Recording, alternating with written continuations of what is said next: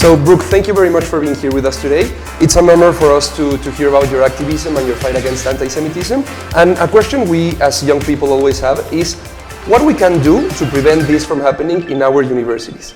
So first of all, I want to thank you for having me. This is an incredible conference. The Mexican Jewish community is remarkable, and it's really an honor for me to be here. Your question is a pertinent one, because I think it's one that every single Jew right now is asking him or herself, what can I do to fight anti-Semitism? And it seems as though every day we're getting an email or a notice, or we see a post on Facebook or Instagram showing instances of Jew hatred, and it feels overwhelming. And it used to be, right, that if you wanted to fight anti-Semitism, you write a check to one of the major Jewish organizations and they would take care of it for you. But really, that doesn't work for us anymore. And the times have changed, and we need to mobilize, and we need to change with the times, and we need to adopt the strategies and tactics that have worked for other minority communities and apply it for the Jewish community, because the Jewish community, frankly, is the oldest, most persecuted minority community in human history. And we are in the age of minority rights movement. So how come it's not the same to be black or even a woman as it was 10 years ago, but it's still socially acceptable to engage in Jew hatred? And I think the answer to that is because we have failed to impose consequences for the behavior we don't want to see. So I think through a combination of impact litigation, which is what I do, filing civil rights cases on behalf of Jewish people and businesses that are discriminated against because they're Jewish, enforcing the law, ensuring our civil rights are protected is step number one. But step number two, which is equally as important, is grassroots mobilization.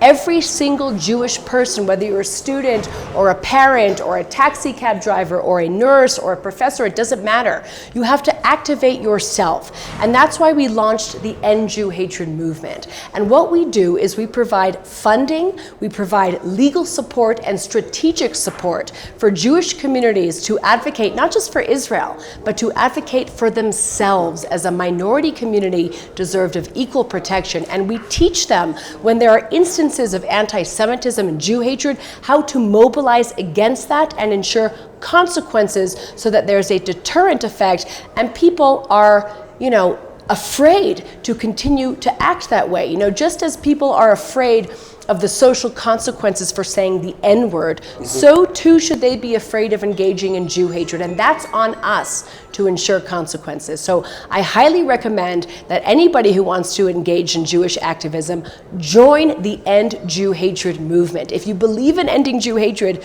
you are already part of the movement. Start a chapter at your school, become an End Jew Hatred fellow, start a chapter in your community, contact us, and we will help you mobilize for the change that you want to see. Thank you very much, Brooke.